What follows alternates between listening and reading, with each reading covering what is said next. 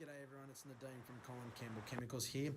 Just as another video in my series that I've started back in 2018 at GIS, the Golf Industry Show. This interview that I've got is with Dr. Bruce Clarke and Dr. Jim Murphy at Rutgers University. These guys are renowned experts for disease control in turf management, namely anthracnose. They've been doing about 9 years worth of anthracnose work, so I have a really quick chat to them in regards to that, about 9 years worth of work, and just generally speaking what they've seen, with their experience and the likes in the US market. I apologise if the sound isn't as good. We were in sort of a very busy area at the conference centre, but I hope you do enjoy this chat. And as usual, please don't feel free to hit me up in the notes on YouTube here, or hit us up on our Facebook page, Colin Campbell Chemicals, and on Twitter at Campbell Turf. Hope you enjoy, guys. Well, hello everyone. It's Nadine from Colin Campbell Chemicals again at GIS. Is this first day of the trade show. I'm here with a couple of friends of mine, which I was lucky enough to grab to sit down. I'm here with Dr. Bruce Clarke and Dr. Jim Murphy from the Rutgers University. Some of you guys might know Rutgers, a very famous turf school, a very, very good turf school located on the east coast of the US. And one of the things I just wanted to quickly talk about today with them, with anthracnose, with the amount of work that they've done over the past 15 years, anything and anyone on anthracnose needs to know anything, these are the two guys need to speak to. So pretty much just hand it over to Jim first in regards to, look, with 15 years of anthracnose work, what have you found? What works, what doesn't work? Yeah, what's a quick summary, essentially? Well, a quick summary is it's a remarkable disease problem to study. It's very responsive to a lot of cultural practices, and it took us a while to figure this out, but if you use the right combination of cultural practices, you can greatly reduce the amount of fungicides you need to manage the disease. So it depends on how willing you are to do some of the practices, but things like nitrogen fertility, sand top dressing, irrigation to avoid wilt stress, those things can be very impactful and help manage the disease.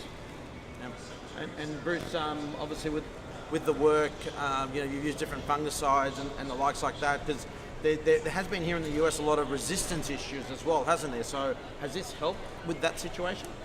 I think it will help with the situation. It's a little early to tell if it has or not. Resistance issues with anthracnose have been tremendous. Anthracnose is a high-risk disease. There are many high-risk chemistries for resistance, and right now we have about 13 chemistries in the US which will suppress anthracnose. Probably about 4 of those we've had resistance issues. So that's always a concern. And I think the whole premise of this work when we started 15 years ago was that we could actually develop a set of best management practices which would allow us to reduce the disease pressure, if you will, and therefore allow us to use less fungicides. And that's really, as Jim mentioned, that's really borne out.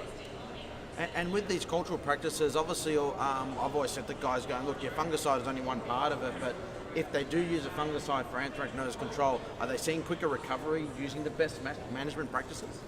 Yeah, I think basically when they're applying a fungicide, the disease pressure is lower to begin with, and in many cases they do see rapid recovery, particularly if the plant is healthy. And since this is a stress-related disease, any practice that a superintendent would employ which would improve plant health would translate into less disease and a quicker recovery from fungicide application. And Jim, you just seen with the cultural practices, is it difficult to implement the best management practices? Do you think for turf managers that have they, the ones who have implemented it, obviously they see a benefit, but are they going, oh, this is a lot of work that I have to do? Or is it something they can just easily incorporate into day-to-day practices? Yeah, no, it's a good question. Some of the practices do take a learning curve on how to implement some of them if you haven't done them before. But many of them are pretty straightforward. They're fairly easy to implement. And the exciting thing is you don't necessarily have to use every single best management practice.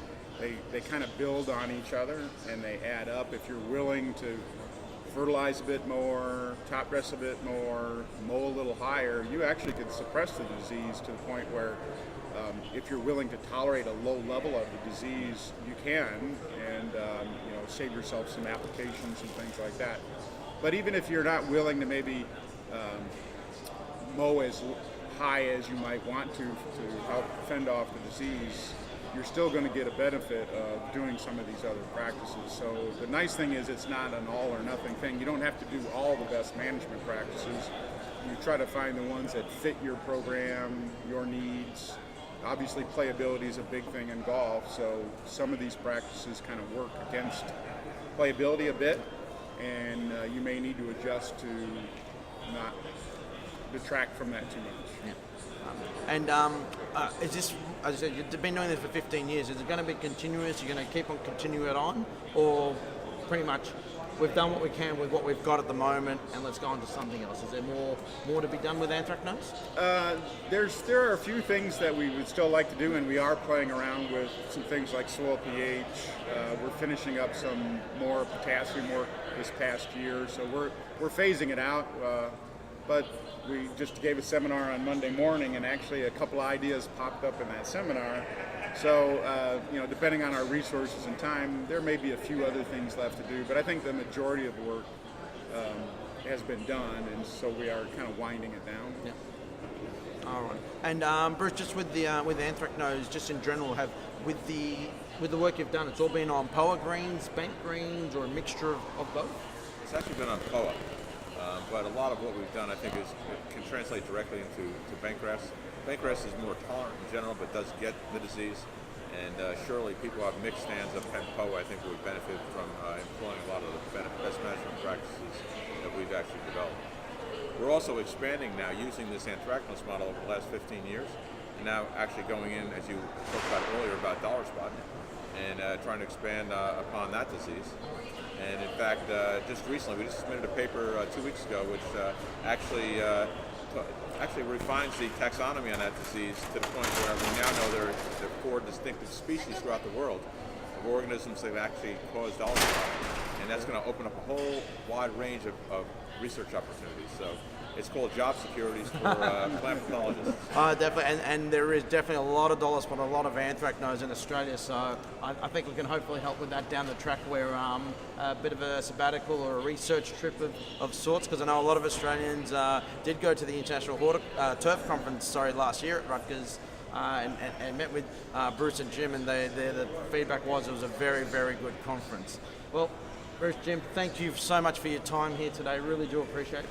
So enjoy the rest of your time at GIS, and hopefully see you in Australia one day soon. All right, thank you. Thanks so much.